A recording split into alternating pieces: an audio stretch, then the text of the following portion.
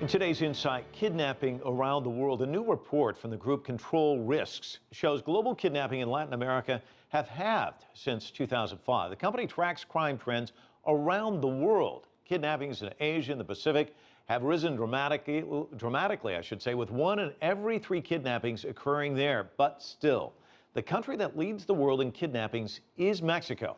The government there has implemented a new anti-kidnapping plan. John Holman has insight. The moves that should keep their clients safe. Luis Garcia's business is providing bodyguards to protect Mexico's wealthy. And right now, business is booming. The country is gripped in a kidnapping epidemic. Last year, the official count was more than 1,600, the highest in 16 years. Private security has turned into a must-have for the wealthy, and not just to protect them from criminal gangs. Anti-kidnapping activists say current or former policemen are to some degree involved in about 7 out of 10 kidnappings. Sometimes the police help the criminals to commit crimes. There's a lot of mistrust in the authorities. That's why we are hired. Hector Rangel disappeared in North Mexico after being detained by police at a checkpoint. His sister Brenda then received a phone call demanding payment just to keep him alive. But after 3 fruitless years of looking for him, she planned a march to publicize the lack of police investigation. She says that authorities in her state, Querétaro, then tried to intimidate her. She recorded this video. I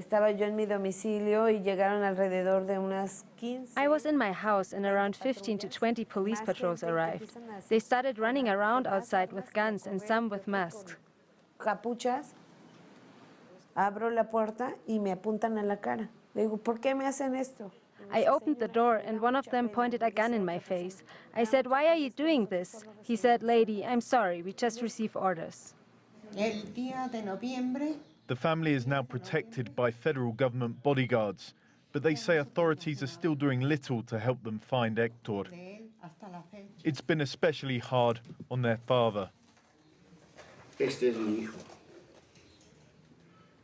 Qué desesperación. Qué angustiante. Qué tormentoso. Y mi gobierno no ha hecho nada para encontrar a mi hijo. Since former President Felipe Calderón launched a full military assault on the country's powerful criminal groups in 2006, many have splintered and proliferated. As their numbers have increased, so have the kidnappings. They prey not just on the rich, but on small-scale business owners, anyone with cash. Now we have a wide range of kidnappers, from large-scale organized crime to amateur kidnappers who do it in families. There are now lots of them. Isabel Miranda Wallace, Mexico's foremost anti-kidnapping activist, tracked down her son's kidnappers and killers herself. She says this is a crisis that President Enrique Peña Nieto's government has fueled by inaction. This was a forgotten crime. The government started with lots of reforms, but it put security to the side. There was a lack of attention in this that meant the right measures weren't taken. The previous government did try to take action in 2010, setting up anti-kidnapping units in every state. The idea? A rapid reaction force, forensics and criminal lawyers, all on call 24/7. This anti-kidnapping unit has been seen as a model for the rest of the country to follow. But in many other states, similar units have a chronic shortage, both of resources and staff. Paradoxically, in states with the highest incidence of kidnapping, the units often don't function at all. It's correct. Where there have been most incidences, there is the least amount of investigation. This man has been brought in to solve the problem. Renato Sales, charged with making the anti-kidnapping units work. But as we spoke, it quickly became apparent that his power to change anything is limited. En términos de las unidades, ¿quién tiene el control directo de ellos? ¿Usted o los estados? No, son los estados. Pero las unidades, a través de la... Sales can only coordinate with Mexico's states, many of which he admits don't have the budget or the political will to solve the kidnapping problem. Meanwhile, Brenda Angel has been trying for 4 years to get an audience with the governor of her state, Querétaro. Although she's knocked on his door many times, his secretary has no record of her case. No, porque es que este sistema, o sea, hace 20 días. No sé si me das chance. Like many victims of kidnapping in Mexico, she's still waiting for authorities to help her and her missing brother. John Holman joins us live now from Mexico City. This is really heartbreaking, John. Did authorities give you any time frame as to when their anti-kidnapping plan will start showing some results?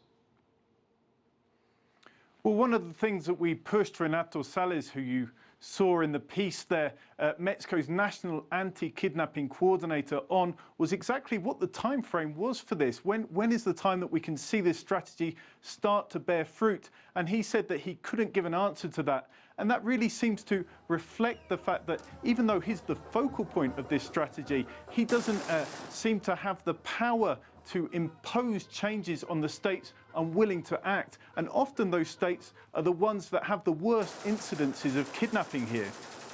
And what are the changes that are needed to be enacted, would you say, for this crisis to improve? Well, there's really 3 key areas, amongst others, that Mexico needs to tackle, and the first of those is impunity.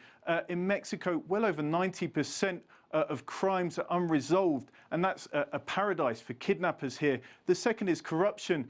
Obviously, that involves police who are actively involved in kidnappings here, and also authorities like some judges who can be in league with kidnapping groups here. And the third thing is a better control of Mexico's prisons.